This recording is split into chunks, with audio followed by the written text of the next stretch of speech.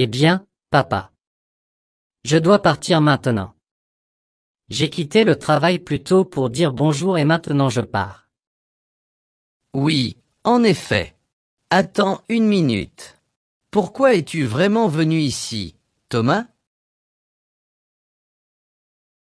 Je te l'ai dit, papa. Je suis ici parce que je voulais juste te dire bonjour. Je dois rentrer à la maison maintenant. Vous savez que ma femme est enceinte, donc je dois aller voir si elle va bien. Passe une bonne journée. Je ne te crois pas. Je te connais très bien, mon fils. Je sais que tu as peur. Et ça va. Vous allez devenir père et cela peut faire peur, non? C'est bon.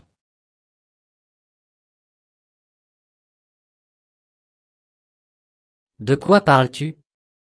Je vais bien. Je n'ai pas peur ou? Viens ici, mon fils. Asseyez-vous s'il vous plaît. Nous devons en parler. Asseyez-vous. Papa, je vais bien. Tout ira bien. J'ai un bon travail et nous avons une maison, alors. Je suis ton père et je te dis de t'asseoir. Nous devons parler. Alors maintenant.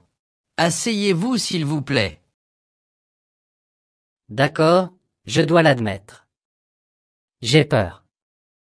Je ne sais rien de la façon d'élever un enfant. Je ne me sens pas prêt à relever ce défi.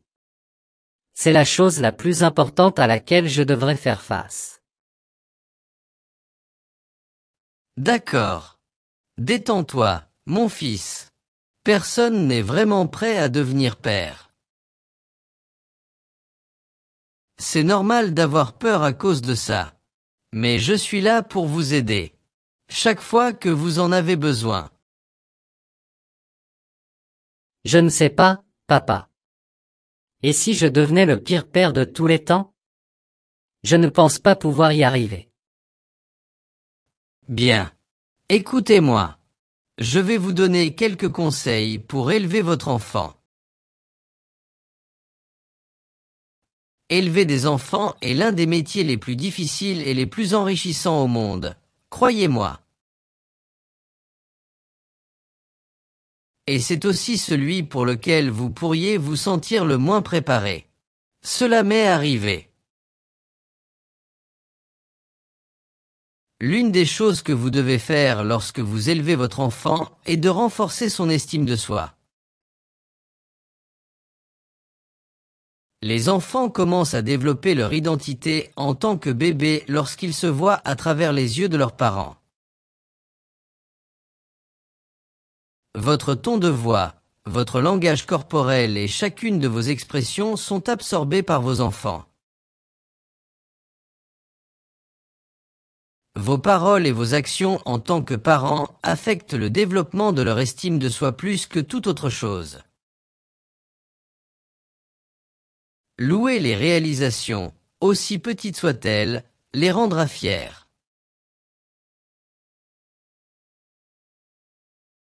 Laisser les enfants faire les choses de manière indépendante les fera se sentir capables et forts.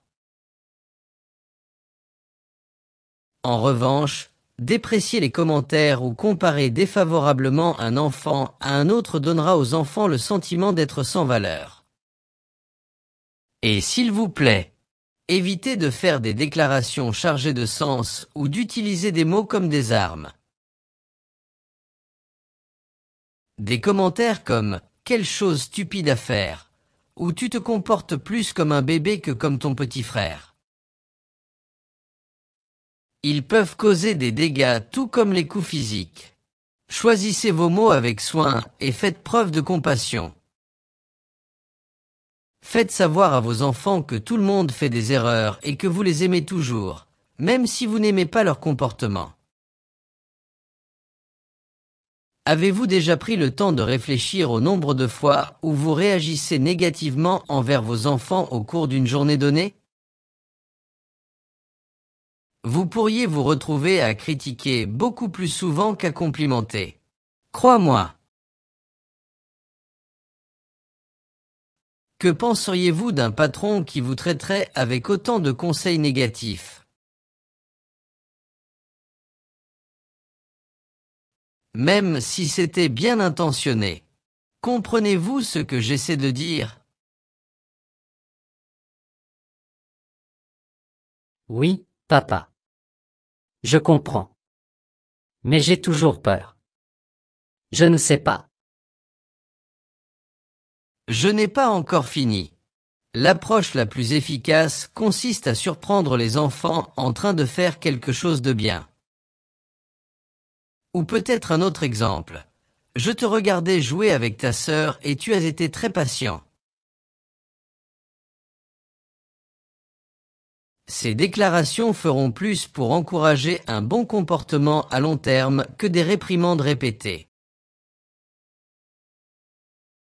Assurez-vous de trouver quelque chose à féliciter chaque jour. Soyez généreux avec les récompenses. Votre amour, vos câlins et vos compliments peuvent faire des merveilles et sont souvent une récompense suffisante. Bientôt, vous constaterez que vous développez davantage le comportement que vous aimeriez voir. Ne te souviens-tu pas de ce que c'était avec toi quand tu étais enfant? J'ai toujours essayé de te motiver. Oui, je m'en souviens. Vous m'avez toujours félicité pour avoir fait de bonnes choses. Avant, je me sentais bien avec ça. C'est ce que vous devez faire maintenant, mais aussi fixer des limites et être cohérent avec votre discipline. La discipline est nécessaire dans chaque foyer. Le but de la discipline est d'aider les enfants à choisir des comportements acceptables et apprendre la maîtrise de soi. Ils peuvent tester les limites que vous leur fixez. Mais ils ont besoin de ces limites pour devenir des adultes responsables. Par exemple, l'établissement de règles internes aide les enfants à comprendre vos attentes et à développer la maîtrise de soi.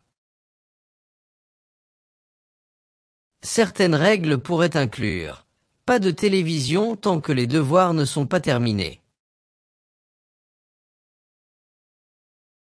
Ou peut-être qu'aucun coup, injure ou taquinerie blessante n'est autorisé. C'est un autre exemple. Vous souhaiterez peut-être mettre en place un système, un avertissement, suivi de conséquences. Comme un temps mort ou une perte de privilège. Cela dépendra de vous. Il faudra y réfléchir. Une erreur courante que commettent les parents est de ne pas en assumer les conséquences.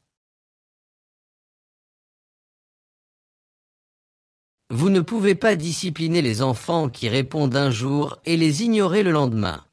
Être cohérent. Prenez également du temps pour vos enfants.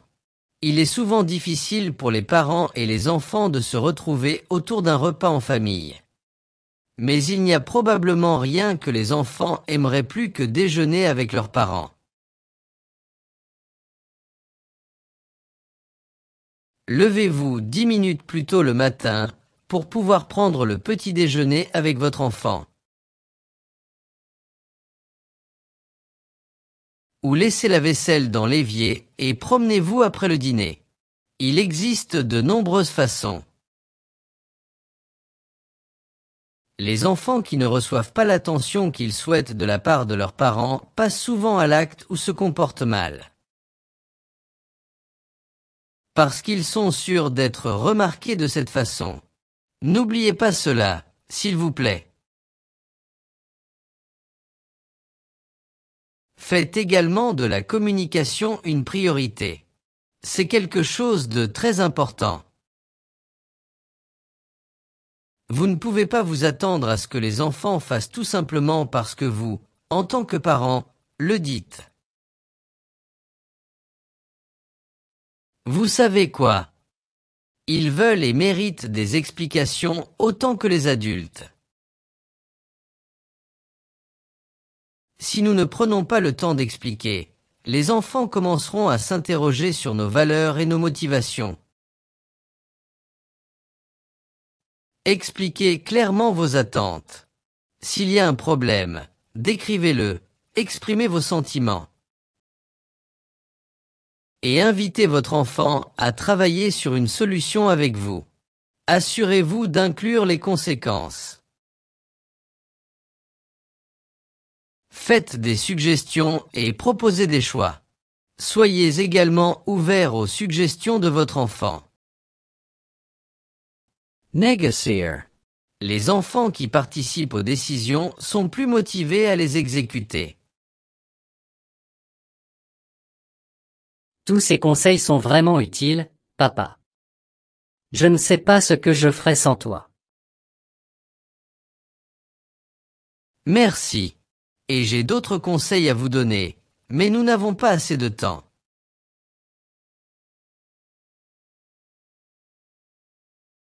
Peut-être que je pourrai revenir un autre jour.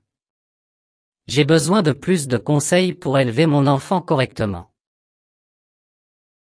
Et je suis sûr que beaucoup de nos abonnés souhaitent également l'apprendre. Ils le commenteront. Je l'espère. Mais pour l'instant, nous devons partir. Tout ira bien, mon fils.